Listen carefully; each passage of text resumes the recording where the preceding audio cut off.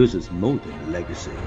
This is a source of inspiration, sharing the journey of discovery. PSN College of Engineering and Technology. AIADMK MP Dhanapal செய்தியாளர்களை சந்தித்து வருகிறார், பார்க்கலாம். நாடாளுமன்ற உறுப்பினர் பதவி தராங்க மரகதம் குமரவேலுக்கு. அப்புறம் 2 வாட்டி சட்டப்பேரவை உறுப்பினராக ஒரு பதவி கொடுக்குறாங்க, வாய்ப்பு தராங்க. அவங்க இந்த மாதிரி ஒரு முடிவு எடுத்துக்கிறது எப்படி பாக்குறீங்க? அது விசுவாசம் இல்லை என்பதை தான் இது காட்டுகிறது. அவர்களை பொறுத்த வரைக்கும் நான் சொல்றது என்னன்னா, நான் குறிப்பிட்டு அவர்களை சொல்ல விரும்பவில்லை, ஆனால் நீங்க கேட்டதனால நான் சொல்றேன். அவர்களுக்கு 2 முறை நாடாளுமன்றத்தில் செல்லுகின்ற வாய்ப்பு 2 முறை உருவாக்கி கொடுத்தார்கள். ஒரு முறை வெற்றி பெற்றார், ஒரு முறை தோல்வி அடைந்தார். இன்னொரு 2 முறை சட்டமன்ற உறுப்பினராக ஆகின்ற வாய்ப்பை எங்கள் அண்ணன் எடப்பாடியார் உருவாக்கி கொடுத்தார். அப்படி உருவாக்கி கொடுத்த அந்த விசுவாசம் அவர்களுக்கே துரோகம் செய்துவிட்டு இன்றைக்கு வெளியே சென்றிருக்கிறார் என்று சொன்னால் அவர்களிடத்தில் விசுவாசம் இல்லை என்பதை காட்டுகின்றது. எதிர்கட்சியா இருக்கும்போது அவங்களுடைய எம்எல்ஏக்கள் அதிமுகவுக்கு விடுதலை அப்போ வந்து அநாகரிகமா தெரியல அந்த சம்பவங்கள் நடந்த போதெல்லாம் இல்ல அப்படி ஒண்ணு இப்படி ஒரு சம்பவம் நடந்தது. அநாகரிகம் சொல்றீங்க, கடந்த காலத்துல இதே மாதிரி தான் நடந்தது. தேமுதிக எம்எல்ஏக்கள் வந்து அதிமுக விலைக்கு வாங்க இதே மாதிரி நிறைய இல்ல விலைக்கு வாங்கல, அப்படி சம்பவம் நடக்கல. அந்த சூழல் எல்லாம் வேற, இன்னைக்கு நடக்கிற சூழல் எல்லாம் வேற. Okay, thank you.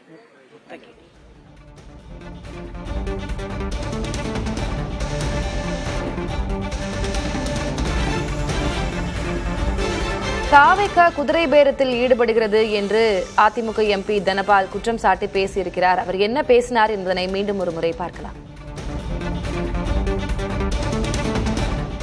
அதை பத்தி சொல்லுங்க. ஆமாம்மா, ஒரு பதிவை நான் போட்டிருந்தேன். இதில் பொறுத்த வரைக்கும் வந்து நான் சொல்ல வர்றது, இன்னைக்கு அனைத்து இந்திய அண்ணா திராவிட முன்னேற்ற கழகத்தை கழக பொதுச் செயலாளர் அண்ணன் எடப்பாடியார் அவர்கள் வழி நடத்துகிறார்.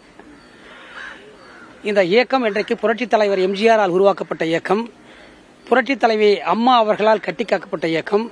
அந்த இயக்கத்தை இன்றைக்கு தியாகம் செய்து அவர்கள் நடத்தி கொண்டிருக்கின்ற போது தேர்தலை சந்திக்கின்றோம்.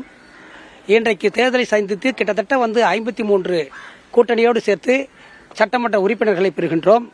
அதிலே அதிமுக என்று பார்க்கின்ற போது 47 சட்டமன்ற உறுப்பினர்களை பெறுகின்றோம். ஆக இதிலே பார்க்கின்ற போது கடந்த சட்டமன்ற தேர்தலோ நாடாளுமன்ற தேர்தல்களை ஒப்பிட்டு பார்க்கின்ற போது எங்களுடைய தோல்வி என்பது இது தோல்வி என்று கருத முடியாது.